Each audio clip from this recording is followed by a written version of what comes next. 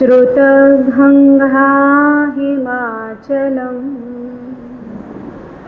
विश्वाम्भोजरविन्देवं वन्दे श्रीज्ञाननन्दनं सर्वारिष्टप्रणाशाय सर्वभीष्टार्थदायिने सर्वलब्धिनिधानाय श्रीगुरु गौतम स्वामिने नमः। जं धीरमज्जवसानं तं जानं तजं चलं तयं चित्तं तं पूज्य भावना वा अणुपेहा वा अहवा चिन्ता कृतः कर्म क्षयो नास्ति कल्पकोटैशतैरपि अवश्यमेव भोक्तव्यं कृतं कर्म शुभाशुभम्।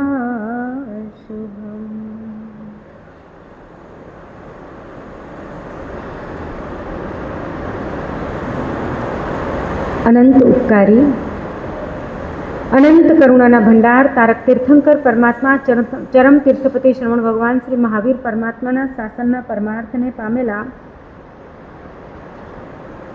जीन भद्रगणी क्षमा श्रवणजी महाराजा अध्यवसायनी स्थिरताने ध्यान कहे छे।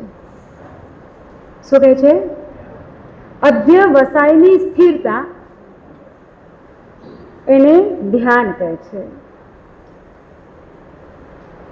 આત્માના અધ્યવસાય કેવા પરિણામના છે? અધ્યવસાયના પ્રકાર કેટલા કયા?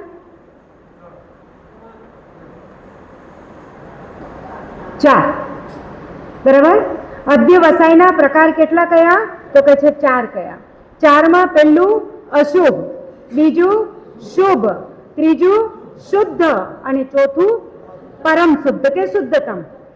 બરાબર છે? પરમ શુદ્ધ લેશો તોય પણ ચાલશે અને શુદ્ધતમ પણ લેશો તોય ચાલશે। જ્યાર સુધી જીવાત્મા અશુભ અધ્યવસાયમાં વિચરે છે ત્યાર સુધી એના મનની પરિણતિ કેવી છે? એનું મન ક્યાં છે? સંસારમાં છે। હા, કારણ કે અશુભમાં છીએ ને, જ્યાં ક્યાં પણ વિચાર, જો કોઈ જીવ માટે, કોઈ પદાર્થ માટે, કોઈ સ્થાન માટે થોડોક સરખો પણ નબળો ભાવ આવ્યો, થોડોક સરખો પણ અશુદ્ધ ભાવ આવ્યો, અશુભ ભાવ આવ્યો, ખરાબ ભાવ આવ્યો, તો ભાગ્યશાળીઓ હજી આપણો અધ્યવસાય ચોખ્ખો, સારો, નિર્મળ થયો નથી। હજી આપણે કેવા અધ્યવસાયમાં છીએ? અશુભ અધ્યવસાયમાં છીએ। અશુભ અધ્યવસાય ક્યાં આવે? મનની પરિણતિમાં। મનની અંદર જ્યાર સુધી ખરાબ વિચાર, નબળા વિચાર આવશે ત્યાર સુધી આપણે હજી અશુભમાં જ છીએ। આટલી ખબર પડે આપણને? આટલું આપણે જાણી શકીએ આપણને ખુદને કે મારા મનમાં અત્યારે કેવો વિચાર આવ્યો? કોના માટે એ પછી પૂછો, પણ કેવો વિચાર આવ્યો? શુભ વિચાર આવ્યો કે અશુભ વિચાર આવ્યો? એટલી તો ખબર પડે ને આપણને। કોના માટે શુભ કે અશુભ કરી શકીએ એટલું પણ આપણે જાણી શકીએ કે ખ્યાલ આવે કે ના આવે? શુભ કરવા યોગ્ય કે અશુભ કરવા યોગ્ય?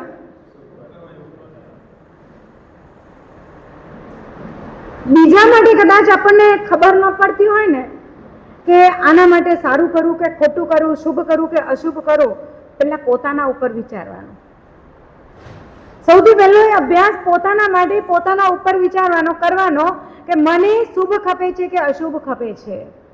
શું જોઈએ છે આપણને? મને સારું જોઈએ છે કે ખરાબ જોઈએ છે? આપણે ચાહક કોના છીએ? આ એનાલિસિસ આપણે આ ક્યાસ કાઢી શકીએ? ગણિત આટલું તો આપણને આવડે ને? મને કંઈ પણ જો સારું જોઈતું હોય, સારું ખપતું હોય, બરાબર જ મને પરફેક્શનમાં બધું જોઈતું હોય તો સામેવાળાને કેવું જોઈએ? બરાબર ને? આ ગણિતને બરાબર ધ્યાનમાં રાખો વગેરે। તો હવે જો મારા માટે મને સારું જોઈએ છે તો બીજાના માટે મારે શું કરવાનું?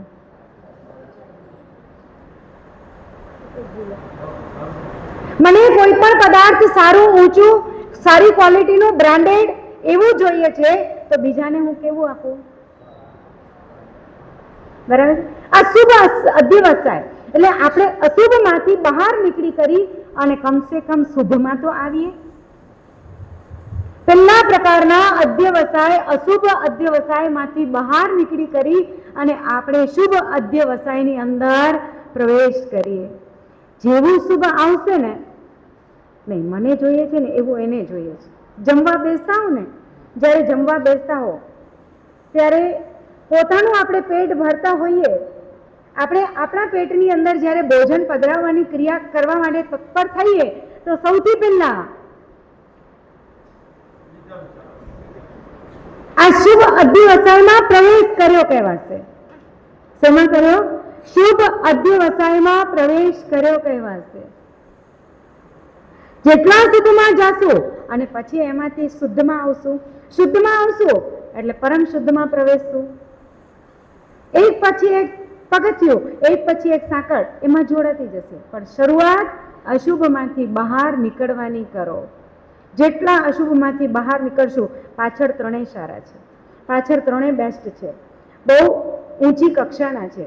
હવે આની અંદર આપણા અધ્યવસાય જો અધ્યાત્મ માર્ગની અંદર પણ પ્રવેશવું છે,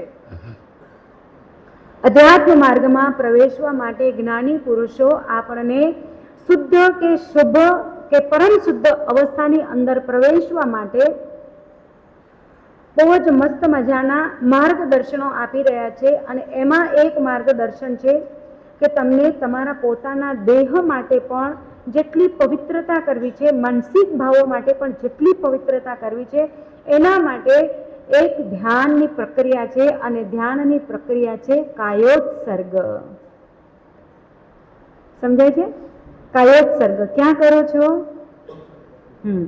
હજી બીજું કાયોત્સર્ગ શબ્દ ક્યાં આવે છે? કૌશગમાં બરાબર છે. હા, એક લોગસના કૌશગથી કરી, એક નૌકારના કૌશગથી કરી અને એક લોગસ કે 4 લોગસ કે 5 લોગસ કે 20 કે 40 કે 12 કે કરીએ છીએ, બરાબર છે. પણ હજી આ કાયોત્સર્ગ શબ્દ હજી બીજે ક્યાં આવે છે? બહુ સરસ. ક્યાં આવે છે પ્રભુ? 12 પ્રકારના જે તપ કયા છે જ્ઞાની પુરુષોએ, એ 12 પ્રકારના તપની અંદર પણ કાયોત્સર્ગ તપ આવે છે. આવે છે? સાંભળ્યું છે? હંમેશ વર્ષો વર્ષના ભાગ્યશાળીઓ, જૂના ભાગ્યશાળીઓ સાંભળ્યું છે? પદ્મણીબેન ખ્યાલ છે ને? 12 પ્રકારના તપમાં કાયોત્સર્ગ તપ છે ને, હે ને? હા, તો આ જે કાયોત્સર્ગ તપ છે એ આપણને શું સમજાવે છે, શું કહે છે?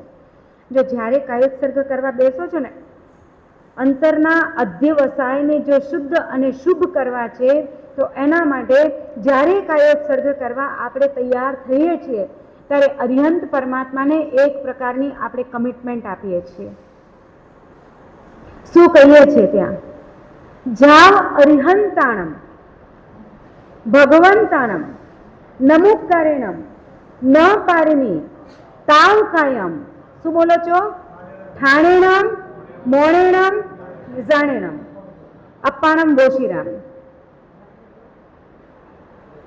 જ્યાર સુધી જાઓ અરિહંતાણમ એટલે જ્યાર સુધી અરિહંત પરમાત્માને હું નમસ્કાર ન કરું. તમારો કાયોત્સર્ગ પૂરો થાય ને, કાયોત્સર્ગ પૂરો થાય એટલે છેલ્લો શબ્દ શું બોલો?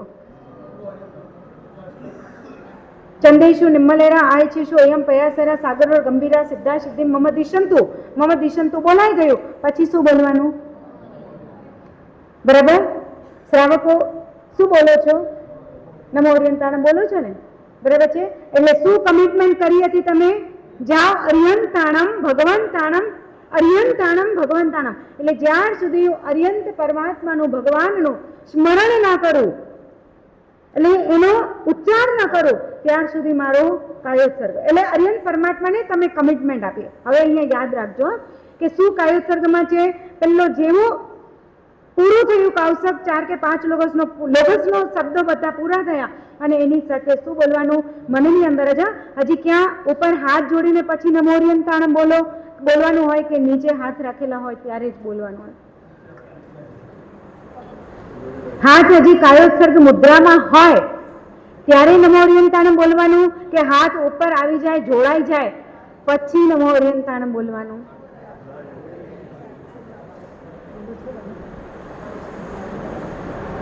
ક્યાં બોલવાનું?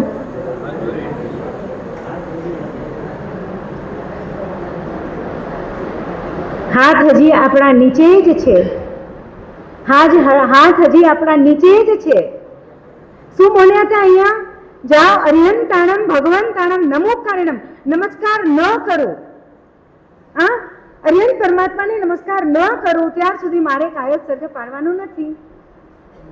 એટલે આ પોઝિશનની અંદર નમો અરિયંતાણમ, પછી ઉપર આવવાનું, હાથ પછી ઉપર લેવાના. હા, હવે ખ્યાલ કરશું આપણે. કઈ ભૂલ થઈ તો ભગવાન પણ ભૂલને ભૂલે છે, માફ કરે છે, કઈ વાંધો નહીં. જાગ્યા ત્યારથી સવાર થઈ ગયું. જી પ્રભુ. હા હા, હવે પ્રેક્ટિકલમાં આવી જાઓ. બરાબર છે. ખબર નહોતી ત્યાર સુધી જે લોકોએ જે પ્રમાણે શીખવાડ્યું હતું આ લોકો નમો ઓરિયંતાણમ બોલી છે એટલે આપણે પણ બચપણથી આ ઘેર શીખતા આવ્યા અને કરતા આવ્યા. પણ કાયોત્સર્ગ મુદ્રામાં જ હોઈએ હજી ત્યારે નવકાર નમો ઓરિયંતાણમ બોલી પછી હાથ ઉઠાવવાના, પછી હાથ જોડવાના. હવે બીજી શું કમિટમેન્ટ કરી કે તાવ કાયમ ઠાણેણમ મોણેણમ જાણેણમ. એટલે હવે 3 શબ્દોના અર્થ શું બોલ્યા? ઠાણેણમ એટલે સ્થાનથી, મોણેણમ એટલે મૌનથી અને જાણેણમ એટલે ધ્યાનથી. ધ્યાન, જાણ એટલે ધ્યાન. હા, ઠાણેણમ એટલે સ્થાનથી, મોણેણમ એટલે મૌનથી અને જાણેણમ એટલે ધ્યાનથી. અપ્પાણમ ગોશિરામે, હું એ કામ દરમિયાન કાયોત્સર્ગ મુદ્રા દરમિયાન કાયોત્સર્ગની ક્રિયા દરમિયાન હું સ્થાનથી પણ સ્થિર થાઉં છું. આ જગ્યા ઉપર હું સ્થિર થાઉં છું, મૌન થાઉં છું. શું કરું છું? મૌન થાઉં છું. ઘણા ભાગ્યશાળીઓ આપણે બધાને, તમારે બધાની છે ને બોલવાની આદત હોય. એટલે કાયોત્સર્ગ છે ને તમારી લોગસ ને બોલીને કરવાની આદત હોય. આમ બોલો ને, હે ને? થાય છે, ઘણાના અવાજ આવે છે. અમે લોકો ત્યાં ઉભા રહીએ છીએ ને ત્યાં બી કાયોત્સર્ગના અવાજ આવે. શરૂઆતમાં પહેલા આદત ન હોય પણ એને આદત પાડો. જ્યારે એકલા હો હવે ત્યારે તમે શું કહેશો કે મારે સાહેબ હેડા મળે જણાવવું, આટલા બધા જણા હોઈએ અને ત્યારે બધાને ઉતાવળ હોય, ફટાફટ કરવાનું હોય. આપણે જો પાછા રહી જઈએ 2 મિનિટ 3 મિનિટ 5 મિનિટ જેવા પાછળ રહી જાય તો બધા નમો ઓરિયંતાણમ થઈ ગયું આવું બધા બોલ્યા કરે. એટલે પછી જરાક ફટાફટીમાં લેવું પડે. હવે આ તમારી આદતને કદાચ ત્યાં તમે ફટાફટ નથી કરી શકતા કારણ કે આ લોગસ છે, અઘરો છે થોડોક, એના શબ્દો પ્રોનાઉન્સિએશન થોડા અઘરા છે. પણ ઘેડ બેસી ગયો ને, શબ્દો ઘડ બેસી ગયા પછી તમારે છે ને રોજની તમારે પ્રક્રિયા પ્રેક્ટિસ કરવાની. કઈ રીતે? તો ઘરમાં જ્યારે એકાંતમાં છો, એકલા છો, ત્યારે ધ્યાન અવસ્થામાં રહી કરી અને માનસિક ભાવની અંદર લોગસ સૂત્રનું તમે ચિંતન કરો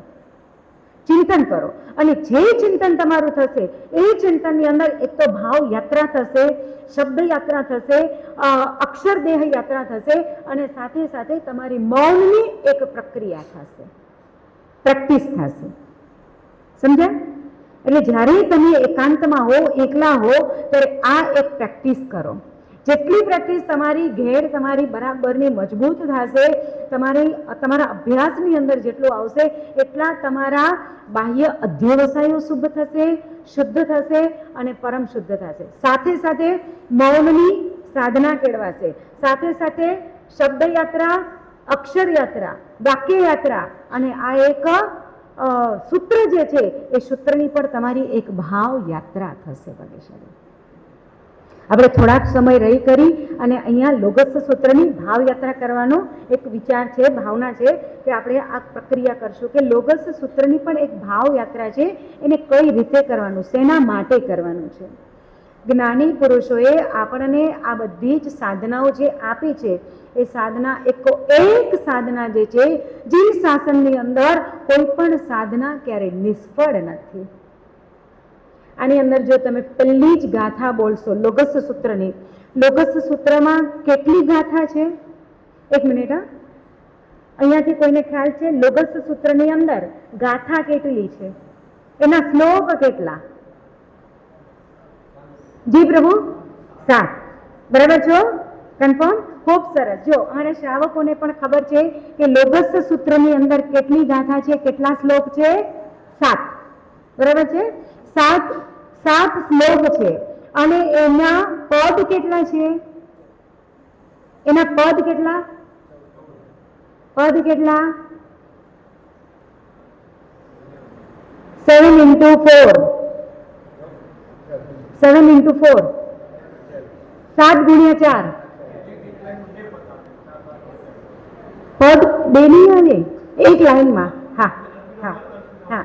એક જે ગાથા છે એ ગાથાની અંદર એક શ્લોક છે, એના 4 પદ આવશે. 4 પદને શાસ્ત્રીય ભાષાની અંદર એને ચરણ કહેવાય. હા, એને શું કહેવાય? શાસ્ત્રીય ભાષાની અંદર એના ચરણ કહેવાય. લોગસ્સ ઉજ્જો અગ્રે એક ચરણ થયું. ધમ્મ તિથ્થ યરે જીણે બીજું ચરણ થયું. અરિહંતે કિત્ત ઈસમ ત્રીજું ચરણ. ચૌવી સંપી કેવલી ચોથું ચરણ. બરાબર? એક શ્લોકના 4 ચરણ થાય, એના 4 પાદ થાય. બરાબર છે? એટલે 4 એના વિભાગ થાય. હવે 7 ચોક 28. 28 એના પાદ થાય, એના ચરણ થાય. આ કાયોત્સર્ગ જે તમે કરો છો, એક શ્વાસ લો અને લોગસ્સ ઉજ્જો વગેરે બોલો. શ્વાસ છોડો એટલે ધમ્મ તિથ્થ યરે જીણે બોલો. ત્રીજું શ્વાસ લો અરિહંતે કિત્ત ઈસમ. ચોથું શ્વાસ છોડો એટલે 24 સંપી કેવલી. કેટલા શ્વાસો શ્વાસ થશે? 27 કે 28 તમારા શ્વાસ અને ઉચ્છ્વાસ થશે. શ્વાસ અને ઉચ્છ્વાસ લઈએ, શ્વાસ અંદર ભરીએ એને શ્વાસ કહેવાય. શ્વાસ બહાર કાઢીએ ઇન્હેલ ને શ્વાસ અંદર લેવો કહેવાશે અને એક્ઝેલ ને શ્વાસ બહાર કાઢવો કહેવાશે. બરાબર?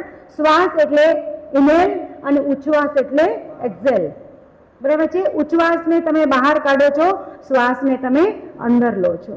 આજે 27 કે 28 જે શ્વાસ આપણી જે લેવાની કરવાની પ્રક્રિયા ચાલે છે, એમાં આખો તમારો એક જ લોગસનો કાયોત્સર્ગ થાય. પણ એટલી જૈણા કોને છે? એટલી વાર કોને છે? હા, એટલો સમય આપણી પાસે નથી. પણ ભાગ્યશાળી જ્ઞાની પુરુષોએ આ જે પ્રક્રિયા બતાવી, એના જ્યારે તમે 40 લોગસનો પણ કૌશલ કરો છો ને, એના પણ શ્વાસોશ્વાસના પ્રમાણ બતાવ્યા. કે જો તમે પ્રક્રિયા સહિત જો એકદમ પ્રેક્ટિકલ રીતે તમે જો અધ્યવસાયને અને તમારા પરિણામને બરાબર ધ્યાનમાં રાખી કરી અને અક્ષર દેહ, શબ્દ દેહ અને વાક્ય દેહ એટલે આ 5 ચરણ દેહને જો તમે બરાબર લક્ષ્યમાં ધ્યાનમાં રાખી કરી અને જો તમે કાયોત્સર્ગ કરો છો, તો તમારું અહીંયા પણ એક પ્રકારનું ધ્યાન સધાય છે. તમારું મન ક્યાંય બહાર નહીં જાય. ભાવ યાત્રા આપણે એકદમ સ્થિર થશે. અરિહંત પરમાત્માને ત્યાં કમિટમેન્ટ આપીએ છીએ કે હે અરિહંત પરમાત્મા, જ્યાર સુધી હું તમારું નામસ્મરણ ઉચ્ચારું નહીં, ત્યાર સુધી હું કાયોત્સર્ગ અવસ્થામાં જ રહીશ. એટલે સ્થાનથી, મૌનથી અને ધ્યાનથી. આંખો બંધ ખપશે હા આપણી ત્યારે. અથવા તો બીજી વાત સૌથી પહેલા પ્રક્રિયા બતાવી મહાપુરુષે કે જો તમે અર્ધ મિનિટ આંખો બંધ કરો એટલે અડધી બંધ અડધી ખુલ્લી, એવી રીતે તમારું ધ્યાન અહીંયા હોય, તમારું ધ્યાન આજ્ઞા ચક્ર ઉપર હોય. આ પહેલું ધ્યાનની પ્રક્રિયા. અને બીજા ધ્યાનની પ્રક્રિયા કે તમારી આંખોનું વિઝન એ નાકની દાંડીએ હોય.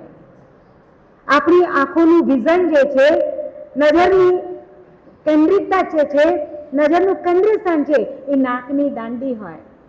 એ નાકની દાંડી ઉપર જો તમે બંને આંખને બરાબર ધ્યાનસ્થ કરો તો ભાગ્યશાળીઓ આપણી આંખની એક એક્સરસાઇઝ પણ આમાં થઈ જાય.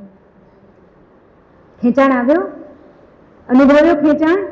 જરાક સરખું 2-5 સેકન્ડ માટે પણ ખાલી અહીંયા નાસિકા ઉપર અહીંયા ધ્યાન લઈ આવશો ને તો આંખો એવી ખેંચાય અને આ નસો એવી ખેંચાય. પણ શરૂઆતમાં આ બધું લાગશે, અઘરું લાગશે, પણ શરૂઆતની અંદર અઘરું જેટલા આ બધા છે ને આપણી નસોના પ્રમાણ જેટલા બધા એકદમ જડ થઈ ગયા છે, જકડાઈ ગયેલી છે નસો, એ બધી જ નસો ઢીલી થશે, ખુલશે, અને ખુલશે એટલે એક્ટિવ થશે, અને લૂઝ થશે એટલે આપણી આંખો ની એક એક્સરસાઇઝ થશે, આંખોના નંબર ઉતરશે. આંખોને જતે દાડે જ્યારે પણ કોઈ ઝામર, કોઈ પણ પ્રકારના આ છારી વગેરે આવે છે, હજી બીજા કોઈ ગ્લુકોમા વગેરે, મોતિયા વગેરે આવે છે, એ બધા જ શું થઈ જશે ભાગ્યશાળીઓ? આવશે જ નહીં. અને આવ્યા બી હશે તોય પણ તમારી આંખોની આ એક નાની ભગવંતોએ એક્સરસાઇઝ બતાવી. આ એક્સરસાઇઝની અંદર તમારી આંખો એકદમ અને વિઝન એનું એકદમ પાવરફુલ થશે. શું કહે છે? આ એક કાયસર્ગ જ્યારે તમે કરો છો, બરાબર ધ્યાનસ્થ અવસ્થાની અંદર કરો, નાકની દાંડીએ તમારી આંખોને સ્થિર કરો અને તમારી આંખોની તમામે તમામ પ્રકારની એક્સરસાઇઝ થઈ જશે. કેટલી યોગ સાધના જબરજસ્ત, કેટલી ધ્યાન સાધના જબરજસ્ત. તમારા કે મારા આ બધા જે ચક્રો પણ છે ને, આ આજ્ઞા ચક્ર છે ને, એ આજ્ઞા ચક્ર પણ આપણું એક્ટિવેટ થાય. એક એક સાધના કરતા કરતા ને શ્વાસોશ્વાસની ક્રિયા કરો એટલે મૂળાધાર ચક્રથી, આપણું મૂળાધાર જે ચક્ર છે એ મૂળાધાર ચક્રથી કરીને સહસ્ત્રાર ચક્ર સુધી તમામે તમામ ચક્રો આપણા ગતિવંત બને અને એકદમ ઉજાગર બને, ખુલે, એનાથી મજબૂત અને દ્રઢ બને. અને એના થકી આપણને આપણી જ પોતાની આંતર શક્તિઓ જે છે, અંતર ચેતનાઓ છે, અંતર જે સમ્યક જ્ઞાન છે, એ સમ્યક જ્ઞાન આપણું ખુલતું થાય. પણ આપણે જ વિચારીએ કે હેડો સમય ફેંકવ્યા છે ને. આપણું શસ્ત્રા છે ને, શસ્ત્રા ત્યાં કેવળ જ્ઞાન બેઠેલું છે, પણ એનો મૂળ જે છેડો છે ને, એનો મૂળ છેડો એ મૂળાધારમાં છે. કોની સાથે કનેક્ટ છે? કોઈને ખબર છે? કોની સાથે કનેક્ટ છે? નાભી સાથે છે. કોણ સાથે? નાભી સાથે તો બધા છેડા જોડાયેલા છે.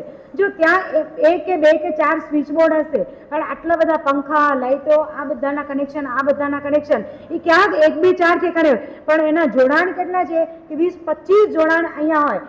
10-12 લાઇટો હોય, 10-12 પંખા હોય, આ તે હોય, બધું હોય, અલગ અલગ હોય, પણ એના સ્વિચ બોર્ડ તો 2-4 જ છે. તો એ સ્વિચ બોર્ડના કનેક્શન કેટલે ઠેકાણે લાગ્યા છે? બહુ સરસ.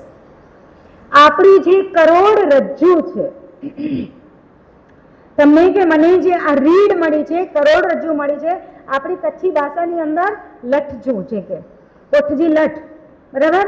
આ જે કરોડરજ્જુ મળી છે એ કરોડરજ્જુનું પૂંછડું જે છે એકદમ પોઇન્ટેડ છે, એકદમ પોઇન્ટેડ, અને આવી રીતે હમણાં આમ વળેલું છે. હમણાં કેવું છે? આવી રીતે આમ વળેલું છે.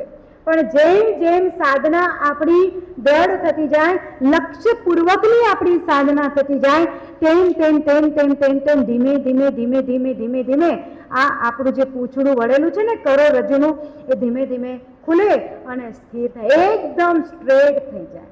જેમ કરોડરજ્જુ છે એનાથી હમણાં આમ વળેલું છે, પણ જેમ સાધના કરતા જશું તેમ આ કરોડરજ્જુની પૂંછનું હાડકું જે છે એ સીધું થશે બધું, અને જેવું સીધું સ્થિર થશે અને એની સાથે એ મૂળાધારને સ્પર્શ કરશે, મૂળાધારને સ્પર્શ કરશે એટલે ત્યાં એક કરંટ લાગશે. ઇલેક્ટ્રિશિયન છે ને એ ડાયરેક્ટ એને તમે ઘરની અંદર કંઈ ખોટ ખાપડ થઈ હોય તો એ છે ને ડિસ્મિસ લાવે. હજી બીજું એને શું કહેવાય? ટેસ્ટર. હા, એ ટેસ્ટર લાવે, સોરી, ટેસ્ટર લાવે અને સીધે સીધું હાથ ન અડાડે કોઈને, સીધે સીધું હાથ ન અડાડે, પણ એ ટેસ્ટરથી ચેક કરે કે આમાં કરંટ છે કે નથી, હે ને. એટલે એનું મૂળ જે ઓજાર, મૂળ જે એનું સાધન છે ઇલેક્ટ્રિશિયનનું, એ ટેસ્ટર છે.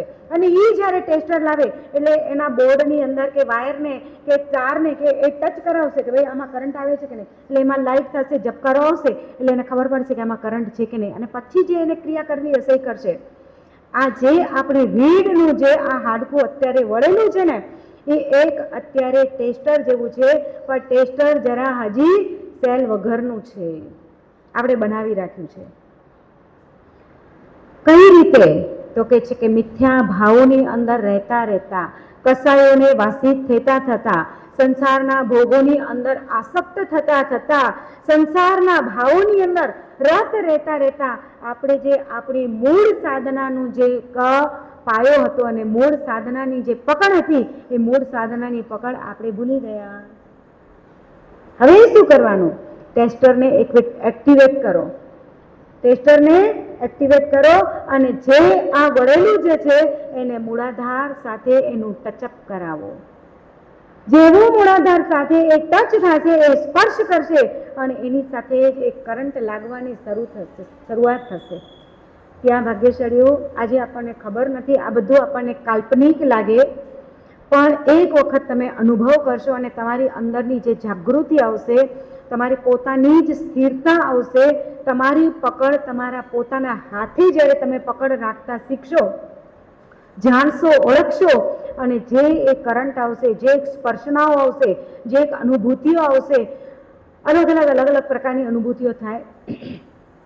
એમાં અમારા રાવલ સાહેબ જે હતા, મને જે ભણાવતા હતા, એમણે આ બધી શરૂઆત અમને કરાવેલી, પણ અમારા ભાગ્યયોગ થોડાક નબળા પડ્યા અને અમે એમનો દેહવિલય અચાનક થઈ ગયો. સ્વર્ગવાસી થયા પણ ભાગ્યશાળીઓ, જે એમણે એક શરૂઆતો કરાવી હતી અને એની અંદર જે એક અનુભૂતિઓ આવે, એમણે આપણને જે પણ આમ ફિલિંગ્સ આવે ને, તો ત્યારે આપણે એમને કહીએ, પણ એ એક જ વાત કહેતા હતા કે જે પણ અનુભૂતિઓ થાય છે એને માત્ર ને માત્ર ન્યુટ્રલ પોઝિશનની અંદર તમે એને જોયા કરો. આવે છે, શુભ અનુભૂતિઓ થાય છે તો હરખ ન કરો, નથી અનુભૂતિ થતી તો એના માટે શોખ ન કરો. એકદમ સ્થિર ચિત્તમાં રહો અને એ સ્થિર ચિત્તની અંદર જેટલી આ જ્ઞાની પુરુષ આપણને શું સમજાવે છે? જો અહીંયા ચિત્ત તમારું જેટલું સ્થિર હશે, ચિત્ત જેટલું તમારું ચિંતાઓથી પર હશે, આપણે કંઈક સારું થાય તો રાજીના રેડ થઈ જઈએ, કંઈક ખરાબ થાય એટલે દુઃખી થઈ જઈએ. આ ચિંતા છે, આ ચિત્તના અશુભ અધ્યવસાય છે અને ચિત્તના અશુભ અધ્યવસાયમાંથી નીકળી કરી અને શુભ ભાવની અંદર, શુભ અધ્યવસાયની અંદર પ્રવેશ કરતા શીખો. તો શું કરવાનું એના માટે? શ્વાસોશ્વાસની પ્રક્રિયાનું સૌથી પહેલા નિરીક્ષણ કરતા શીખો. જેટલા શ્વાસોશ્વાસ ઉપર તમારા કંટ્રોલ પાવર વધુ ચડશે, તમે એકદમ એને કંટ્રોલ કરતા શીખશો, શ્વાસ અને ઉચ્છ્વાસનું નિરીક્ષણ કરતા શીખશો, પછીનો અભ્યાસ થતો આવશે. અને એ અભ્યાસ હમણાં છે ને, તમે એને જોયા કરજો. આપણે વિપස්සનામાં પણ કોઈ ગયા હોય ને જાઓ ને તો તે પણ આ જ શીખવાડે. તે પણ દરેક ધ્યાન પ્રક્રિયાની અંદર તમને આ જ શીખવાડશે. સૌથી પહેલા કંટ્રોલિંગ પાવર તમારું શ્વાસોશ્વાસ ઉપર હોવું જોઈએ. જેટલા તમે કંટ્રોલ કરશો શ્વાસોશ્વાસને અને જેટલું તમે એનું નિરીક્ષણ કરશો, એક શ્વાસ આવે છે, બીજો ઉચ્છ્વાસ નીકળે છે, એને કોઈ પણ આર્ટિફિશિયલ ના બનાવો, ઉતાવળ ન કરો, જે પ્રમાણે નેચરલી. જો આટલા વર્ષોથી તમારી શ્વાસોશ્વાસની ગતિ પ્રક્રિયા ચાલુ છે, તમને ક્યાં ખબર પડી કે શ્વાસ આવે છે કે જાય છે? બહુ સહજ આ ક્રિયા ચાલી ને, બહુ સહજ ક્રિયા ચાલે. આ સહજ ક્રિયાને માત્ર જોવાની હવે ક્રિયા કરો. હા, જો મારા સાથે બહુ સરસ આ વાત હમણાં સમજાવે છે કે જ્યારે તમે સમય ક્યારે મળે છે તમને? હમણાં સમય મળે છે તો હમણાં જીનવાણી સાંભળશું તો શ્વાસોશ્વાસ ઉપર ધ્યાન નહીં રહે, બરાબર છે? હવે એક બીજો માર્ગ બતાડું. જ્યારે તમે, મારા સાથે બતાડે છે, હું નથી બતાડતી. જ્યારે તમે બપોરના સમય કરવા આવો છો, જ્યારે તમે સંધ્યાના પ્રતિક્રમણ કરવા આવો છો, આ 2 કલાક દરમિયાન તમને બહુ સરસ ટાઈમ, આગળની 5-7 મિનિટ તમને બહુ મજાની મળે છે, બરાબર છે?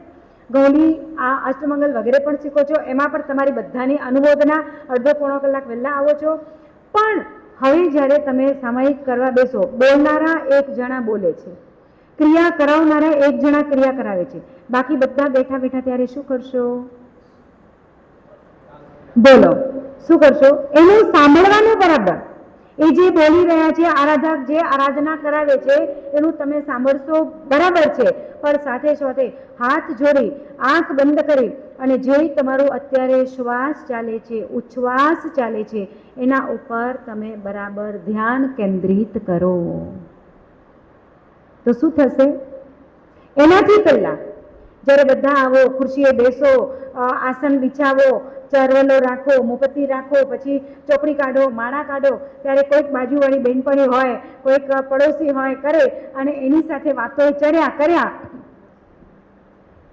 તો એના કરતાં ધી બેસ્ટ છે કે તમારી સાધનાને સફળતાના શિખર ઉપર જો લઈ જવી છે, સફળતાના કિનારે જો પહોંચાડવી છે, તો એના માટે તમે એક રોજની પ્રક્રિયા શરૂઆત કરો કે જ્યારે તમે તમારા આસને બેસી ગયા પછી કોઈ પણ સંસારના ભાવ નહીં, માત્ર ને માત્ર રોજની 5-7-10 મિનિટથી આ પ્રક્રિયાની શરૂઆત કરો. અને એ પ્રક્રિયાની શરૂઆત, જાગો છો કે સૂતા છો? જાગો છો કે સૂતા છો? ગમે છે આ વિષય? ચાલુ રાખીએ, કન્ટિન્યુ, કે બ્રેકઅપ કરીએ, બીજું નવું લઈએ? ગમે છે તો રાખીએ, ના ગમે તો મને કઈ, મારી પાસે તો પુષ્કળ છે, મારા સાહેબે મને ઘણું બધું શીખવાડ્યું છે, મને વાંધો નહીં, હું તો ટોપિક ચેન્જ કરીએ. વાર્તા તે છે વંદ્યા, પણ ભાગ્યશાળીઓ વાર્તાઓ તો વર્ષો વર્ષ આપણે કરી, બહુ સાંભળ્યા, દ્રષ્ટાંતો, કથાનકો ઘણું સાંભળ્યું, પણ હવે જો ઊંડા ઉતરવાની થોડી પ્રક્રિયા કરશું ને. જવાબ મેં કી નહીં આવ્યો? ગમે છે તો આગળ વધીએ, મને વાંધો નથી. કન્ટિન્યુ. જેટલું તમે શ્વાસોશ્વાસ ઉપર ધ્યાન કેન્દ્રિત કરશો, કદાચ શરૂઆતમાં એવું પણ બનશે તમે જોકે પણ ચડી જશો, તંદ્રા તમને ઘેરી લેશે, કારણ કે આ અનાદિ અનંત કાળના જીવના સંસ્કાર છે. જેવી આંખ બંધ કરો અને શ્વાસોશ્વાસ. તમને બીજી એક વાત કહું કે તમને જ્યારે રાતના સુવા જાઓ ત્યારે ઊંઘ નથી આવતી ને, ઘણા ભાગ્યશાળીઓને બિચારાઓની કમ્પ્લેન્ટ હોય કે 50-60 વર્ષ પછી તમને જ્યારે બિછાનામાં સુવા જાઓ ને ત્યારે ઊંઘ ના આવે, પણ બેઠા હો, સાધના કરો, ધર્મક્રિયા કરો ત્યારે જરૂર આવે. એમાં ભાગ્યશાળીઓ શું, કોઈની નિંદા નથી કરવાની, અહીંયા કોઈના ઉપર પણ હસવાનું નથી. આજે તમારો વારો, કાલે અમારો વારો. આજે તમારો વારો, કાલે અમારો વારો. અમારી એક પરિસ્થિતિ આવવાની છે, કોઈના ઉપર આંગળી નથી ચીંધવાની, કોઈના ઉપર હસવાનું નથી.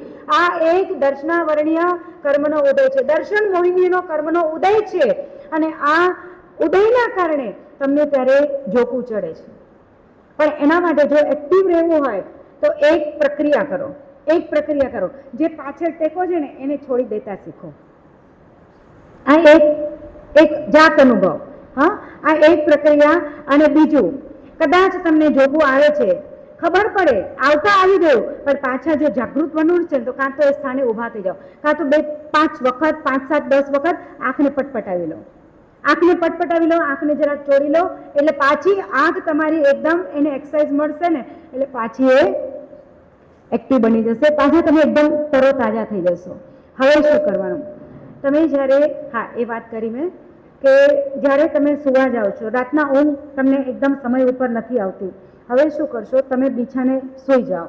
સૂઈ ગયા પછી તમારા પગના અંગૂઠા જે છે, જમણા પગનો અંગૂઠો યા તો ડાબા પગનો અંગૂઠો, તમને બંનેમાંથી એક ઉપર તમે ધ્યાન કેન્દ્રિત. ડાબા પગનો અંગૂઠો, મારા સાથે કહે છે ડાબા પગનો, લેફ્ટ સાઈડનો, ડાબા પગના અંગૂઠા ઉપર તમારું ધ્યાન ધરો. અંગૂઠો કેવો છે, પહેલા આખા દિવસમાં તમારા અંગૂઠાને જોઈ લો, એટલે વરેને ન નેર્યા ઊંડા તો 2 મિનિટ અગર નેરે કે ન, કાંઈ વાંધો નહીં, નાનો હોય, મોટો હોય, જાડો હોય, પાતળો, ગમે તે હોય, એને જોઈ લો. એને જોઈ લીધા પછી એનું નિરીક્ષણ કરો કે મારો નખ કેટલો છે, મારો અંગૂઠો કેવો છે, શું છે, આંગળીઓ કેવી છે, કેટલી આંગળીઓ છે, અંગૂઠા કેટલા છે, આ એનું નિરીક્ષણ કરો. અને એ નિરીક્ષણ કરતા આવો છે, થોડોક ડાર્ક છે, થોડોક લાઇટ છે, થોડોક વ્હાઇટ છે, થોડોક કાળો છે, જાડો છે, નખ મોટો છે, નખ નાનો છે, આ એનું બાહ્ય એનું મેડિટેશન કરો. એ બાહ્ય મેડિટેશન કરેલી, ધ્યાન ધરી લીધા પછી થોડાક ઉપર બાજુ આવતા જાઓ. એમ કરતા તમારા અંગૂઠા પાસે આવો. અને બીજું, તમે એ તમારા અંગૂઠાથી લઈ કરી અને એ શરીરને તમે જ તમારી રીતે એને ઓર્ડર આપો કે મારું શરીર, હે અંગૂઠા, હે મારું શરીર, તું હળવો થઈ રહ્યો છે. અને પછી જાણે બીજા કોઈકને કહેતા હો, પહેલા તમને પોતાને તમારા શરીરને કહો કે મારું શરીર હળવું થઈ રહ્યું છે. તમે કહો કે તું હળવો થા, એકદમ સ્થિર થા. ક્યાંય પણ પગમાં દુખાવો હોય, આખો દિવસ બેસી બેસીને પગ એકદમ કળતર કરતા હોય, મારી કળતર મટી રહી છે, મારા પગ દુખવાના મટી રહ્યા છે, તો મટી જા, તો મટી જા અને એકદમ સ્થિર થા, એકદમ શાંત થા. મારું શરીર એકદમ સ્થિર થાય છે, એકદમ શાંત થાય છે, એકદમ જડ થાય છે, જાણે એમાં કોઈ જાન જ નથી અને એકદમ સ્થિર થાય છે. પછી ગોઠણ ઉપર આવો, આમ કરતા કરતા કરતા કરતા જંઘા સુધી આવો. પછી બીજા પગની શરૂઆત કરો, જમણા પગની આવી જ રીતે શરૂઆત કરો. એમ કરતા કરતા ભાગ્યશાળી તમે 5 થી 7 મિનિટ કરશો ને, તમે કઈ દુનિયામાં છો ને એ ખબર નહીં પડે. એકદમ સ્થિર થઈ કરી પાછા શ્વાસોશ્વાસને જોતા જાઓ. શ્વાસ લો છો, શ્વાસ છોડો છો, આ પ્રક્રિયા જોતા જાઓ અને ત્યાં ઓર્ડર આપતા જાઓ, ત્યાં એને એક્ટિવ કરતા જાઓ, ત્યાં એને એકદમ શાંત કરતા જાઓ. તું શાંત થા, તું સ્થિર થા, તું એકદમ સ્વસ્થ થા. કોઈ પણ પ્રકારનો શરીરની અંદર દુખાવો છે, મટતો જા, મટતો જા, મટતો જા. ભાગ્યશાળી વિધિન 5, 10, 15 મિનિટની અંદર તમે, અને છેલ્લે ન થાય તો એક અંગને ઉપર જોતા જાઓ, પછી બંને હાથને જોતા જાઓ. આમ કરતા કરતા યાત્રા કરતા કરતા છેલ્લે તમે આ આજ્ઞા ચક્ર પાસે આવો, જ્યાં બહેનો માવડીઓ તમે તિલક કરો છો, ચાંદલો લગાડો છો, જ્યાં ત્યાં તમે આવો. અને આવ્યા પછી હવે એકદમ શ્વાસોશ્વાસની પ્રક્રિયાને શાંત ઊંડા ઊંડા શ્વાસ જોતા જાઓ, જોતા જાઓ, જોતા જાઓ ને એકદમ સ્થિર થઈ જાઓ. જો અહીંયા ઠાણેણમ, મોણેણમ, જાણેણમ, અપ્પાણમ, ઓશિરામ. ઓશિરામે કરશો એટલે મસ્ત નિદ્રા દેવીની ગોદમાં તમે પોઢી જશો. તમે સવારે જ્યારે જાગશો, 4 કલાકની પણ તમારી 3 થી 4 કલાકની પણ ઊંઘ થશે ને, એકદમ એવી સ્ફૂર્તિવાળી ઊંઘ થશે કે તમે પોતે પણ વિચારશો કે હું ક્યાં હતો, આટલા વર્ષો મેં શું કર્યું અને શું મને અનુભૂતિઓ થઈ. આ અનુભૂતિના વિષય છે ભાગ્યશાળીઓ. ખાલી બોલીને સાંભળી લીધું, અમે બોલી લીધું, તમે સાંભળી લીધું અને આસન ખંખેરાયો, બધું ખંખેરાઈ જાય તો નહીં ચાલે. એના માટે જાતે નેટ પ્રેક્ટિસ કરવી પડશે, જાતે પ્રેક્ટિસ કરવી પડશે. કદાચ 1-2 દિવસમાં તમને અનુભૂતિઓ ન પણ થાય, કદાચ ઊંઘ ન પણ આવે, પણ જેમ જેમ અભ્યાસ તમારો મજબૂત અને દ્રઢ થતો જશે, એકાગ્રતા વધતી જશે, સ્થિરતા આવતી જશે, તેમ તેમ તેમ તેમ મજા આવતી જશે. હજી ના જાય ને, હજી ના થાય ને તો શું કરવાનું? લોગસના પાછા પદ લઈ લેવાના, નમસ્કાર મહામંત્રનું પદ લઈ લેવાનું. બીજું કંઈ નથી આવડતું તો કંઈ વાંધો નહીં, જેટલું શીખ્યા છો, 2 ગાથા શીખ્યા તો એનું સતત રટણ કરવાનું, એટલે એ પણ ભાવયાત્રા થઈ જાય. પછી હવે શું કરવાનું કે મારું શરીર એકદમ ઠંડુ થાય છે, ઠંડુ થાય છે, ઠંડુ થાય છે, આજ્ઞા ચક્ર ઉપર મને એકદમ ઠંડકની અનુભૂતિ થાય છે. આવા બધા વિચાર, આવા બધા ભાવ કરવાના. મારા આંગળીના નખ એકદમ ઠંડા થાય છે, આંગળીઓ એકદમ ઠંડી થાય છે. જે તમે વિચાર કરશો ને એ પ્રમાણે તમને અનુભૂતિ અંદર આવશે. ઉષ્ણતા, ગરમીનો વિચાર કરશો તોય આવશે. હા, શરીરને તમે વિચાર કરશો કે મારું શરીર હળવું ફૂલ જેવું લાગે છે, તો જેવું ઉઠાવશો તો એકદમ હળવાશ લાગશે. એને વિચાર કરશો એકદમ ભારેખમ, જાણે હાથ પગમાં મારા 5-10 કિલોનું વજન બાંધેલું છે એવો ભાવ કરી અને એવી યાત્રા કરશો તો જાણે પગ ઉપાડવા જશો ને તો ઉપડશે જ નહીં, એવું એકદમ ભારેખમ થશે. ને હળવું ફૂલ વિચારશો તો એકદમ ફૂલ જેવું હળવું પણ અનુભવ થશે. પણ આ બધા જ અનુભવ પ્રક્રિયા સહિત પ્રેક્ટિકલ કરવા પડશે. તો આ એક પ્રકારનું ધ્યાન પણ સધાશે, ધ્યાનની સાધના થશે. સાથે સાથે તમારા જે મનના, વચનના અને કાયાના જે યોગ છે અને આપણી અંદર ચાલતા જે અધ્યવસાયો છે એ અધ્યવસાય અશુભમાંથી શુભમાં કન્વર્ટ થશે. શુદ્ધ અને પરમ શુદ્ધ તો પછી છે જ, પણ શુભમાં એક વખત આપણે અંદર પ્રવેશ કર્યો ભાગ્યશાળીઓ તો એ શુભની સાંકળ ચાલશે. એટલી મજા આવશે અને એટલી અંદર સ્ફૂર્તિ લાગશે કે ના પૂછો વાત. હવે અહીંયા કોઈ કવિ બહુ સરસ એક વાત કરે છે કે હજી મારે જો પરમ તત્વ સાથે કનેક્શન જોડવું છે તો તમે જ્યારે પૂજા કરવા જાઓ છો ત્યારે પણ તમારે સ્થિરતા રાખવી છે. જ્યારે ચૈત્યવંદન વિધિ કરો છો, જ્યારે પ્રતિક્રમણ સામયિકમાં હો છો ત્યારે પણ તમારે એકદમ સ્થિરતા રાખવી છે. તો શું કરવું ત્યારે? આપણે એના માટે પણ બહુ સરસ મજાના પ્રયોગો કરશું ભાગ્યશાળીઓ કે તમે જ્યારે પરમાત્માની પૂજા કરવા જાઓ છો, રોજની પૂજા તો તમારી કેવી હોય? બે ધડાધડ વાટકીમાં આંગળી જબોળાય કે ન જબોળાય, ચંદનવાળી આપણે આંગળી થઈ કે ન થઈ ખબર નથી પડતી, અને ધડાધડ આમ આંગળી પડે ન પડે અને ટાઈપિંગ થઈ જાય ફટાફટ, કારણ કે બીજા પાછળ ઊભા છે લાઈનમાં, એટલે એને જગ્યા આપવી છે. પણ ભાગ્યશાળીઓ, આ દ્રવ્ય પૂજા અને દ્રવ્ય યાત્રા કરતા કરવી એની ના નહીં, કરવાની જ છે એની ના નહીં, પણ એ દ્રવ્ય યાત્રાની સાથે સાથે ભાવ યાત્રાની અંદર પણ આપણે જોડાવાનું છે.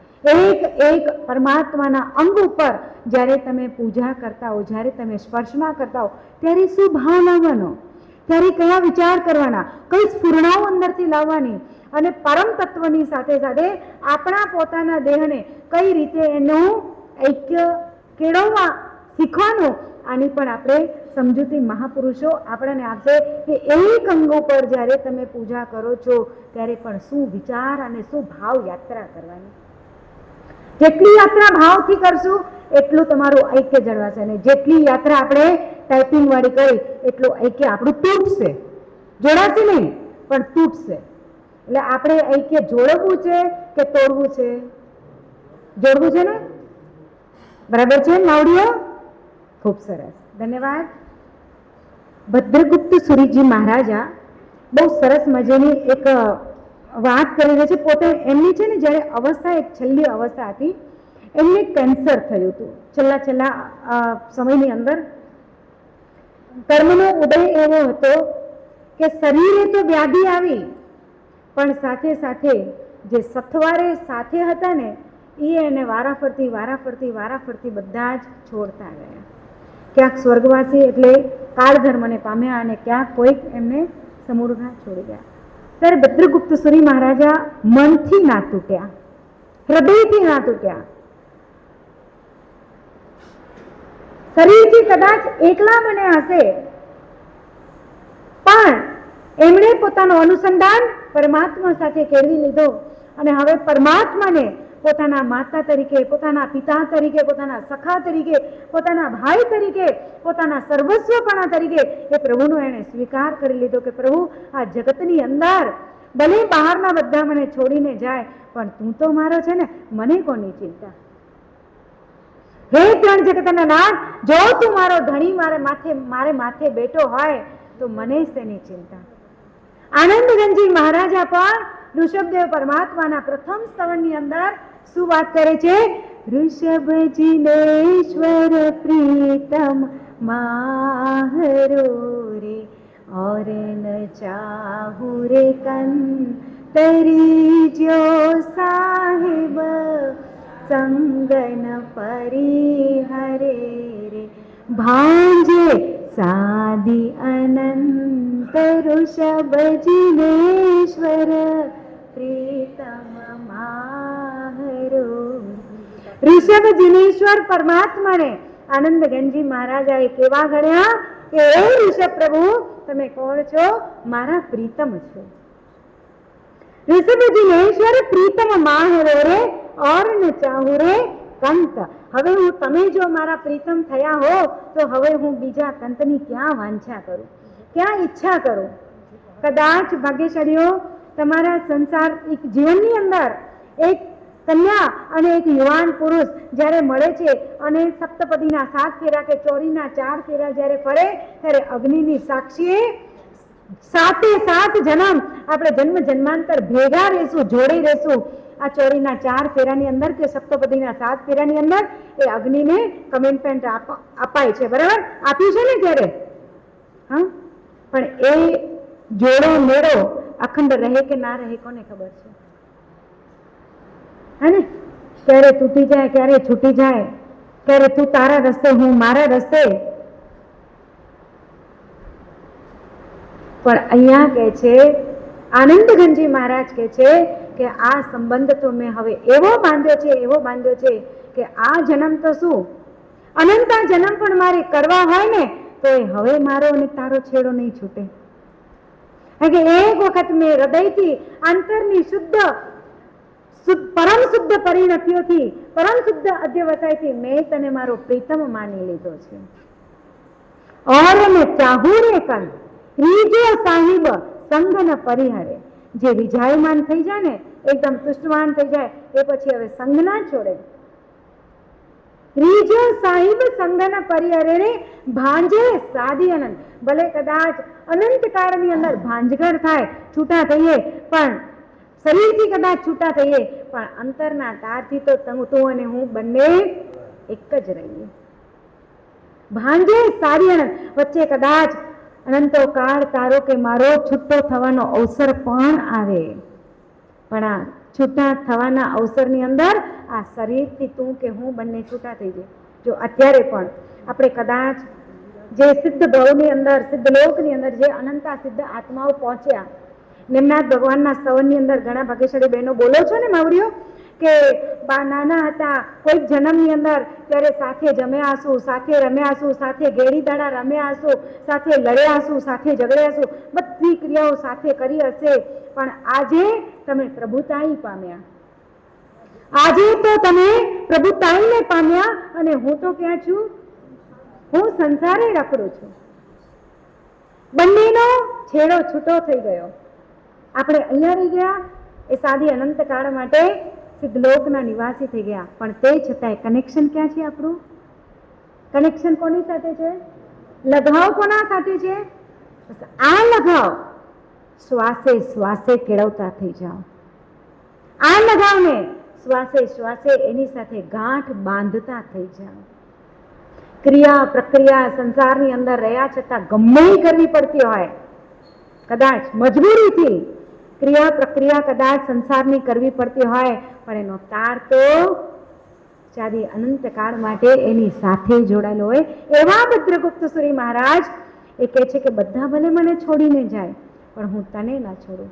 મારું મન તારામાં સ્થિર રહે એવી તો મને શક્તિ આપ અને એવી તો મને અનુકૂળતાઓ કરી આપ. બહુ સરસ અહીંયા મજેની વાત કરે છે. પ્રભુ મારે તારા માર્ગ જાવું, જો આ મનડું માની જાય, જો આ ભીલડું માની જાય. માર્ગ જાણું પંથે ચાલું, ધીરજ ખૂટી જાય. ઇન્દ્ર ઝાડમાં પંથ બોલો, ઇન્દ્ર ઝાડમાં પંથ બોલો, જીવલડો ભરમાય, પ્રભુ મારે તારા માર્ગ જાવું, જો આ મનડું માની જાય, જો આ ભીલડું માની જાય. હવે શું કહે છે જોજો. જ્ઞાન ધ્યાનના શીતળ પાણી, તે મુજથી ન પીવાય. જ્ઞાન ધ્યાનના શીતળ પાણી, તે મુજથી ન પીવાય. મોહ મદિરા જામ પીધા મેં, મોહ મદિરા જામ પીધા મેં, પગલા લડથડ થાય, પ્રભુ મારે તારા માર્ગ જાવું, જો આ મનડું માની ગુરુવરના સથવાર મળે પણ તે મુજથી ન જળવાય. સદગુરુના સથવાર મળે પણ તે મુજથી ન જળવાય. દુર્જન નામે સંગ કર્યાને, દુર્જન નામે સંગ કર્યાને હાલ બેહાલા થવાય. પ્રભુ મારે તારા માર્ગ જાવું, જો આ મનડું માની જાય, જો આ દિલડું માની જાય. આ મહાપુરુષ પરમાત્માની સાથે પોતાના અંદરની જે વ્યથા છે ને, એ વ્યથાની અહીંયા રજૂઆત કરે છે કે પ્રભુ, મને હજી મારી ભૂતકાળની જિંદગી યાદ આવે છે, મારો ભૂતકાળનો જે સથવારો હતો એ યાદ આવે છે, પણ હવે તો મને એવી સ્થિરતા આપ અને એવા મનના પરિણામ એવા શુદ્ધ અને શાંત આપ કે જે પરિણામ થકી, જે મારા શુદ્ધ અને શુભ અધ્યવસાયો થકી હું મારા બહારની યાત્રાને ભૂલી જઈ કરી મારા અંતરની યાત્રા તરફ હું પ્રયાણ કરું, અને અંતરની યાત્રામાં હું તારા માં ભળી જાઉં એવી મને તું શક્તિ આપ. ગુરુવરના સથવાર મળે પણ તે મુજથી ન જળવાય. સદગુરુના સથવાર મને મળ્યા ખરા પણ હું જાળવી ન શક્યો. કારણ કે જેવો સદગુરુથી પાછો દૂર થયો ને, સદગુરુના ભાવથી અને સદગુરુના કનેક્શનથી જેવો છૂટો થયો એવા મને દુર્જનોએ ઘેરી લીધો. મમ્મણ જેવા મમ્મણને સદગુરુનો સથવારો મળ્યો, સાત પાતાળ નીચે જવાની એની કોઈ તૈયારી નહોતી, કોઈ ઈચ્છા નહોતી અને કોઈ એવા ભાવ પણ નહોતા, પણ એક સદગુરુ મળ્યા હતા અને સદગુરુના મળ્યા પછી જો મમ્મણ શેઠે પોતાની જે સુપાત્ર ભક્તિની જો ભાવધારાને જો એને ઉપર લઈ લીધી હોત ને, પણ એમાં એની ભવિતવ્યતાએ એને ભૂલાવ્યા કે બાજુવાળો પડોશી એ દુર્જન મળ્યો, ડબ્બાની અંદર રહેલા, તારા પાત્રની અંદર રહેલા, વાસણની અંદર રહેલા જે મોતીચૂર લાડવાના બે ચાર કણિયા હશે ચાખતો ખરો, કેવા મીઠા ને મધુરા, કેવા લજ્જત વાળા. પણ ત્યારે એને કહેતા તો કહી દીધું, પણ જો મમ્મણ શેઠે વિચાર્યું હોત તો એ કણિયા તો અનંતી વાર ચાખ્યા, અનંતી વાર, અનાદિ વાર, કેટલી વાર એવા ભોજન, ઉત્કૃષ્ટમાં ઉત્કૃષ્ટ ભોજન કર્યા, પણ આવું સુપાત્ર ભક્તિનું જે ભાવનું ભોજન હતું ને એ તો મને હમણાં કરવા મળ્યું. અરે ભાઈ તું જા તારા ઘરે, નહીં તું ચાખતો ખરો. અને તે આપી દીધું ને સુપાત્રમાં, બહુ મોટી ભૂલ કરી, બહુ મોટી ભૂલ. જા પાછળ, હજી મહાત્મુની ઘરે નહીં પહોંચાય, અરે પાસરે નહીં પહોંચાય, લઈ આવે એની પાસેથી પાછળ. પણ ભાગ્યશાળી એને એટલી પણ ખબર નથી, અનેકો વાર એને સુપાત્ર ભક્તિ કરી લીધી હશે, આજે એને એ પણ એનો ભાનસાન ભૂલી ગયો કે જે સુપાત્રની અંદર ભક્તિ થઈ ગઈ, સુપાત્રની અંદર અર્પણ થઈ ગયું, એને હવે પાછું ન લેવાય. સમાજ ખબર હોવા છતાંય પણ મમ્મણ એ અશુભ અધ્યવસાય લઈ કરીને દોડ્યા મહામુનિ પાછળ. મહામુનિ મારો લાડવો પાછો આપો. એ લાડવો હવે પાછો ન મળે, અમે ન આપી શકીએ. આ લાડવા ઉપર, આ ગોચરી ઉપર અમારા ગુરુદેવનો અધિકાર હોય, અમારો પણ અધિકાર નહીં. હવે તમે અમને જે સુપાત્ર ભક્તિ કરો અને ગોચરી વોરાવો ને ભાગ્યશાળીઓ, હા, ગમે એટલી તમે ગોચરી વોરાવો કે ગમે એટલા, અમે અમારી ઈચ્છાથી જે પણ દ્રવ્યો અમારી ઈચ્છાથી પણ તમારા પાસે વોર્યા હોય, પણ એ બધાનો અધિકાર અમારો.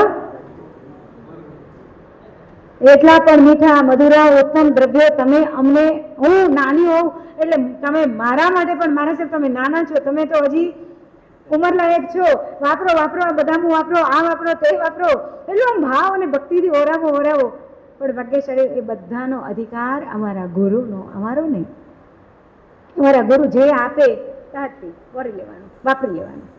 પછી એમાં મારા માટે આપ્યું છે, આ શ્રાવિકા બહેનોએ, આ શ્રાવકોએ અમારા માટે વાપર્યું છે, મારે છે ભાઈ મુલાકાઈને ચાહે અહીં નંદાયો વખાણ વાંચો તો અહીં જ વાપરી જા.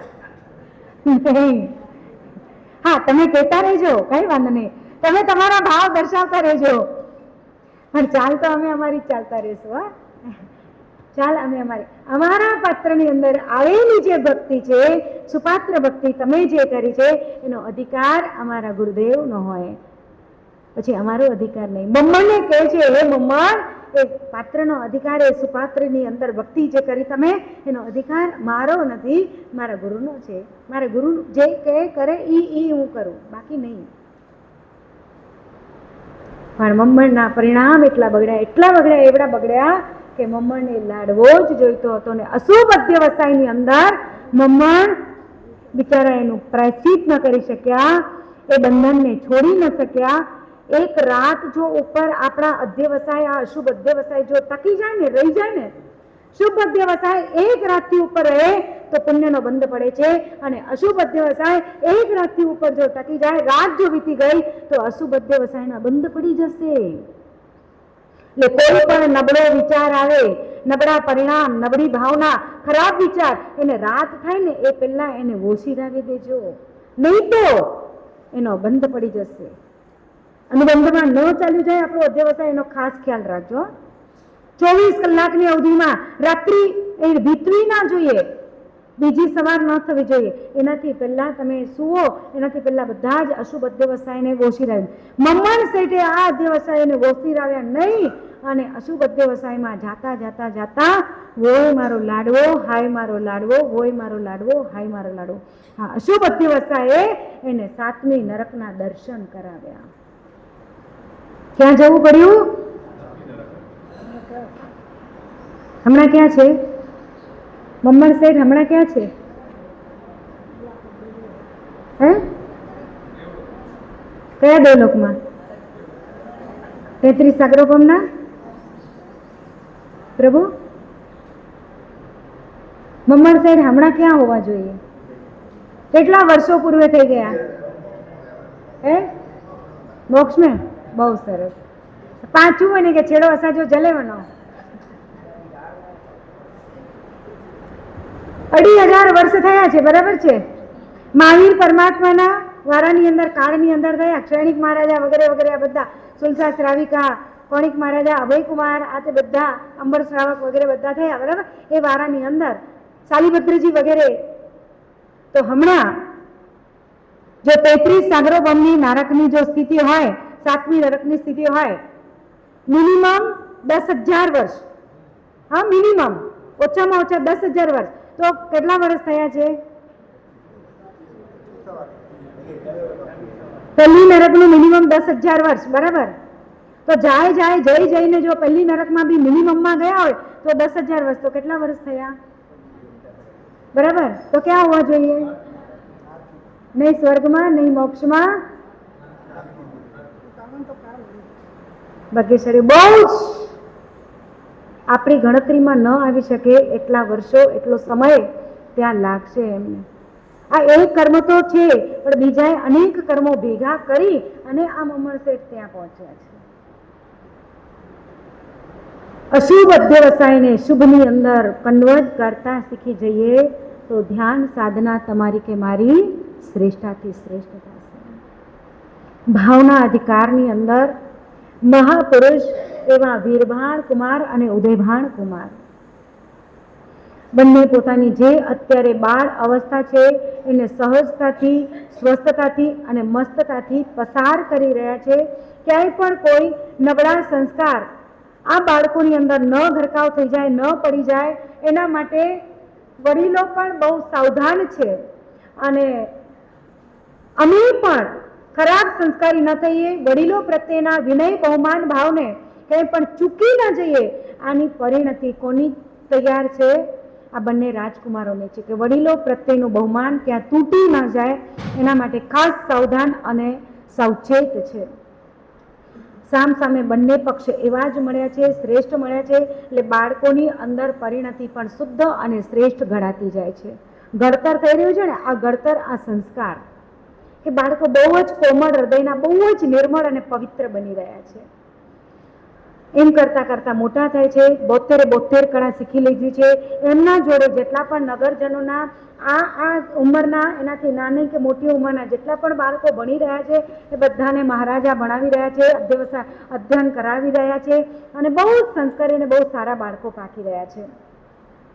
એમ કરતા કરતા બાળકો ભણી કરીને બહાર નીકળ્યા છે. બંને બાળકો, પંડિતજીઓએ, કલાગુરુઓએ બધાએ સમાચાર આપ્યા કે બંને બાળકો ખૂબ સુંદર અને શ્રેષ્ઠ અધ્યયનો એમણે કરી લીધા છે. ઊંચામાં ઊંચું દાન, દક્ષિણા આપવી પડે ને ગુરુઓને, એટલે ઊંચામાં ઊંચી દક્ષિણા મહારાજાએ એક ગુરુઓને અર્પણ કરી છે. જેટલા પણ ગુરુઓએ એમને શિક્ષણ આપ્યું છે, જે કક્ષાના, જે પક્ષના, એમને બધાને બહુ શ્રેષ્ઠ દાન આપી કરી એમને વિદાય આપ્યા. 7 પેઢી સુધી એમનું દળદર પીટી જાય એટલું સુંદર મજાનું એમને અર્પણ કરી, વસ્ત્ર, પાત્ર, અલંકાર, ખાદ્ય સામગ્રીઓ, ઘર તર બધું જ એમને ઊંચું આપી કરી અને એમના દારિદ્ર્યને એમને ફેરવી નાખ્યું. હવે આ બાળકો મોજ મજા, આનંદ પ્રમોદ તો કરે છે, સાથે સાથે પોતાના પિતાજીના વ્યવસાયની અંદર, પિતાજીના કારભારની અંદર, રાજ્યસભાની અંદર પણ ઇન્વોલ્વ થઈ રહ્યા છે, રસ દાખવી રહ્યા છે. કારણ કે ભવિષ્યમાં તો આ જ સત્તા સાંભળવાની છે ને, આ જ ગાદી સંભાળવાની છે. પણ એમાં ક્યાંય બંને ભાઈને ક્યાંય એવું નથી કે આ રાજગાદી મને મળે. ઓલો એમ નથી વિચારતો મોટો ભાઈ કે નાના ભાઈને ન મળવી જોઈએ, અને નાનો ભાઈ નથી વિચારતો કે મોટા ભાઈને ન મળવી જોઈએ. આ વિચારે છે આને મળવી જોઈએ, આ વિચારે છે આને મળવી જોઈએ. પણ અધિકાર આખરે તો મોટાનો છે. ઉદયભાન મોટા છે, ઉદયભાનનો અધિકાર છે. પણ હવે રાજગાદી કોને મળશે, શું મળશે, એ તો બહુ પછીની વાત છે. એક દિવસ એક ઘટના ઘટી. મહારાજા પોતાના દિવાન ખંડની અંદર શાંતિથી શાંત ચિત્તે બેઠા છે. ભવિષ્યના સપના જોઈ રહ્યા છે, ભૂતકાળના વિચારોને વાગોડી રહ્યા છે. આમ કરતા કરતા કરતા ઓચિંતાનો એક રાજ્યસભાનો એક અધિકારી વ્યક્તિ મહારાજા પાસે આવ્યો છે. મહારાજ એકલા બેઠા છે. મહારાજ, અંદર આવી શકું? અરે ભાઈ આવો ને, આવો આવો આવો. બેસવા માટે એમને સ્થાન આપ્યું. અલક મલકની વાતો ચાલે છે, ઔપચારિક જે પ્રેક્ટિકલ પૂર્વેની હોય એ વાતો ચાલુ છે. અને વાતોની અંદર જ્યારે એકદમ આમ જાણે કહીએ ને કે હવે દાણો ચડી રહ્યો છે, અને ત્યારે પેલા જો અહીંયા ભવિતવ્યતા પણ અહીંયા મહારાજાની જાણે પાકી ગયેલી હોય ને, એને પણ આજે સમય મળ્યો. આટલા વર્ષોની અંદર 10 વર્ષના વાણા વહી ગયા ત્યારે એને કોઈ એવો વિચાર નહોતો આવ્યો, પણ આજે એક વિચાર એને આવ્યો કે મહારાજા પાસે જાઓ અને કંઈક, માર્યું તો તીર નહીં તો તુક્કો, કંઈક વાતની રજૂઆત કરો. અને રજૂઆત કરવા આવે છે કે મહારાજ, મારે એક વાત તો ઘણા સમયથી કહેવી છે, પણ કહું ના કહું એમાં થોડોક સમય નીકળી ગયો. અરે બોલો ને ભાઈ, શું વાત છે? કેમ આટલું બધું તમે કહું ના કહું વિચાર કર્યા કરો છો? કહી દો. જે મહારાજ, કદાચ તમને આ વાત કહું અને તમને કદાચ ન ગમે તો, અરે એમાં શું, નહીં ગમે તો ના પાડી દઈશ, ગમશે તો હા પાડી દઈશ, એમાં શું મોટી વાત? કહો તમારા મનમાં શું છે? મહારાજ, મહાદેવી પદ્માવતી રાણીને વિદાય થઈ કેટલા વર્ષ થઈ ગયા? મારી ગણતરી પ્રમાણે 10 વર્ષ તો થઈ ગયા. હા, સાચી વાત છે તમારી. મહારાણીને 10 વર્ષ વીતી ગયા. 10 વર્ષનો આ દાયકો વીતી ગયો, ખબર ન પડે. આજે એ જ બાળકો તમારા જો કેટલા મોટા પણ થઈ ગયા, કેવા સરસ, કેવા હોશિયાર, કેવા ગુણવાન, કેવા વિનય, કેવા વિવેકી. અને આમ આખું નગર, હું તો નહીં પણ આખું નગર એ બંને બાળકોના બે મુખે વખાણ કરતા થાકતું નથી. મહારાજ, જો હવે કદાચ વાંધો ન હોય ને તો આપણું જે આ રાજ્ય છે ને, આપણું આ નગર સૂનું સૂનું નથી લાગતું? તમને એવું નથી લાગતું કે આપણું નગર જાણે આમ સૂનું સૂનું હોય? અરે શું સુનકાર છે, બધું તો બરાબર ચાલે છે, સમૂહ સૂત્રું ચાલે છે. મહારાજ, હું એકલો નથી કહેતો. જો પહેલા કહી દઉં તમને કે આ વાતની રજૂઆત મારા એકલાની પર્સનલ નથી, આખું નગર બોલે છે. અને આખા નગરમાં કોઈકને હિંમત હોય કે કોઈકને ન હોય, કોઈક આપના સુધી આવી જાય, આવી પણ જાય તો એ પણ હિંમત ન કરે, અને કદાચ કોઈકને મોઢા સુધી પણ આવી જાય ને તો એ કદાચ ન આવી જાય. પણ આજે તો મેં હિંમત કરી અને તમારી પાસે આ વાતની રજૂઆત કરવા મેં નિર્ણય કર્યો છે. મહારાજ, મહારાણીજીને વિદાય થઈ આજે 10-10 વર્ષના વાણા વાઈ ગયા. મારા વતી નથી કે તો પાછું કે છે, આખા નગર વતી કહું છું. તો તમને એવું નથી લાગતું કે તમારા અંતપુરની અંદર, તમારા રાજમહેલની અંદર ક્યાંક એકલવાયાપણું કે ક્યાંક કંઈક સુનકાર લાગતું હોય? પણ ભાઈ એને શું કરી શકીએ? હવે જે વ્યક્તિ નથી એના માટે શું કરી શકાય? મહારાજ એ વાત ન કહો, જે વ્યક્તિ નથી એના માટે શું કરી શકીએ? આજે તમારા એ બંને રાજકુમારો પણ મોટા થઈ ગયા છે. નગરના લોકો વિચાર કરે છે અને કહે છે, ઓટલે ચોરે ચૌટે એ વાતો થતી હોય કે મહારાજા એકલા એકલા પોતાનું જીવન કેમ વ્યતીત કરી શકતા હશે? શું એમને મહારાણીજીની યાદ નહીં આવતી હોય? અરે ભાઈ, મહારાણીજીની યાદ આવે પણ તો હવે જે જીવન છે એને તો વ્યતીત કરવાનું જ છે, એમાં બેમત નથી. ત્યારે મહારાજ, તમને એવું નથી લાગતું કે તમારા જીવનની અંદર કોઈક નવું પાત્ર આવે? અને મહારાજે એકદમ બ્લાસ્ટ કર્યો. ભાઈ, તને ખબર છે ખરી કે મારી રાણી, મારા પત્ની પદ્માવતી રાણી જ્યારે બિછાને હતા, મૃત્યુશૈયા ઉપર હતા, ત્યારે એની સાથે મારી અને મારી સાથે એની વાત થયેલી છે, અમારું કમિટમેન્ટ થયેલું છે, અમારા વચન અપાયેલા છે કે તમે જ્યારે વિદાય લેશો ત્યારે હું બીજા લગ્ન નહીં કરું. કારણ કે મારા ત્યારે બંને બાળકો નાના હતા અને મહારાણીજીએ મારી પાસે વચન લીધેલું છે અને મેં એમને વચન આપ્યું છે. વચ્ચે એક શબ્દ બોલાઈ ગયો, વચ્ચે બે શબ્દ બોલાઈ ગયા કે ત્યારે બાળકો નાના હતા. મહારાજ, આજે તમે વચ્ચે બોલ્યા ને, તમે વચન લીધું, એમણે વચન લીધું, તમે વચન આપ્યું, એમણે વચન આપ્યું, બરાબર છે? આ વચન લેવા દેવાની જે પ્રક્રિયા હતી એ બંનેની વચ્ચે તમે શું બોલ્યા કે બાળકો નાના હતા. મહારાજ, બરાબર હતું, બાળકો નાના હતા. પણ આજે આખું નગર કે છે, હું નથી કહેતો, આજે હવે આ બંને બાળકોના હાથ પણ પીડા કરવાનો અવસર આવ્યો છે. બંને બાળકોને મૂછે દોરો આવ્યો છે, બંને બાળકોને હવે ઘોડે ચડાવવા જેવા છે અને બંને બાળકોની કેડે હવે તલવાર લટકાવવાનો અવસર આવ્યો છે. મહારાજ, એને પરણાવવાનો અવસર આવ્યો છે. અને તમે શું વિચાર્યું, શું કીધું કે બંને બાળકો નાના હતા, ત્યારે બાળકો નાના હતા, બંને બાળકોને દુઃખ ના પડે, બંને બાળકોને તકલીફ ના આવે એ હિસાબે તમે ત્યારે લગ્ન નહોતા કર્યા. પણ મહારાજ, હવે તમારા બંને બાળકો મોટા થઈ ગયા છે, લગ્ન જેવડા થઈ ગયા છે. ત્યારે બંને બાળકો કુમળા હતા, એમને કદાચ અપર માતા આવીને કદાચ એમને યોગ્ય ન લાગે, બરાબર છે, સુખ દુઃખ આવી જાય એ પણ બરાબર છે. પણ મહારાજ, હવે તમારા બંને બાળકોને કોણ દુઃખ આપી શકે છે? કોણ એને તકલીફ આપી શકે? કયા માના દીકરાની એને મજાલ છે કે કોઈ પણ વ્યક્તિ એને હેરાન પરેશાન કરી જાય? મહારાજ, આજે તમારા બંને બાળકો આમ યુદ્ધવીર થઈ ગયા છે, બલભલાને પણ મહાત કરી શકે એવા છે. તો શું તમારા ઘરની અંદર કોઈક જો હવે સ્ત્રી આવે તો એ સ્ત્રી હવે તમારા બાળકોને દુઃખી કરી જાય ખરી? નહીં ને મહારાજ? અને બીજી વાત કે તમારા આખા નગરની અંદર કોઈ પણ પ્રકારનો નવો પ્રસંગ છે, શુભ પ્રસંગ આવે છે અને એ શુભ પ્રસંગની અંદર મહારાજ આજે 10-10 વર્ષ થઈ ગયા, તમને કોઈ આમંત્રણ આપે છે? તમને કોઈ ઇન્વાઇટ કરે છે? ના, એ તો કોઈ નથી કરતું. કેમ નથી કરતું? કારણ કે તમે અધૂરા છો, તમે અધૂરા છો. એટલે તમને કોઈ આમંત્રણ, શુભ પ્રસંગની અંદર પણ તમને કોઈ આમંત્રણ નથી આપતું. હવે આવું બધું રહ્યું નથી. હા મધુસરીઓ, હવે આવી બધી કોઈ વિચારસરણીઓ નથી રહી. કોઈ પણ ક્રિયા હોય, કોઈ પણ હોય, કંઈ પણ હોય તો એની અંદર આ કાળની અંદર બધું જ ચાલે છે, બધું જ ફાવે છે, કોઈ પણ એવી ત્યારે તો આ બધી સાધનાઓ હતી, આ બધી આરાધનાઓ, બધા વિચાર, બધા વ્યવહારો બધા અલગ કક્ષાના હતા, એટલે બધું ચાલતું હતું. હવે એમાંનું આ બધું જ કંઈ રહ્યું નથી. એટલે શુભ શું અને અશુભ શું એવું બધું મનના પરિણામ આપણા કેવા છે, આપણી અંતરની ભાવનાઓ કેવી છે, એના ઉપર ડિપેન્ડ રાખો ભાગ્યશાળીઓ.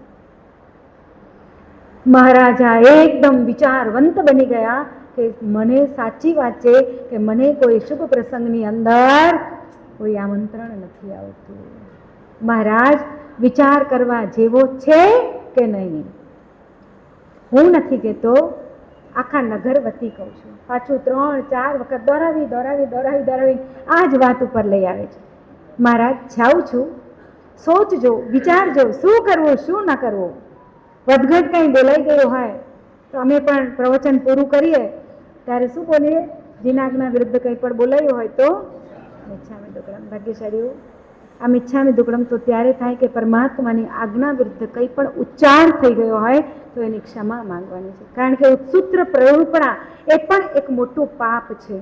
કોઈ પણ વ્યક્તિ જો જીવાત્મા એને પકડી લે અને એના મલ થઈ જાય અને એના એ રીતે જો કરતા પ્રક્રિયા થઈ જાય ને તો જે એ અશુભ અધ્યવસાય કે કર્મની ક્રિયા કે અશુભ પાપની ક્રિયા કરે ને એમાં ભાગીદાર કોણ થાય?